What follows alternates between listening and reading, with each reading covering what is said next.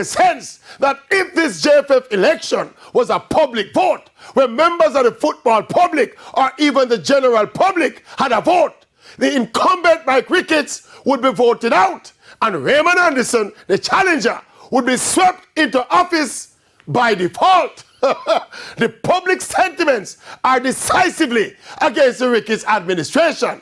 I put it even further. If the secondary fraternity vote, meaning the bodies represented by the 56 voters, if the vote came down to the individual membership of those 56 bodies, we still feel Mike Ricketts should lose.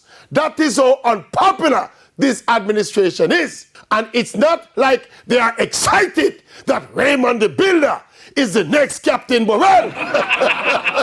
But people just reach a point of anybody except Ricketts. But the reality is the general public has no vote.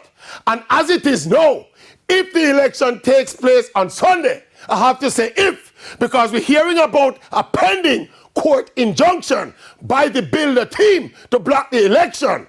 So if the election takes place against almost everyone's wish, guess what? Mike Ricketts is going to win.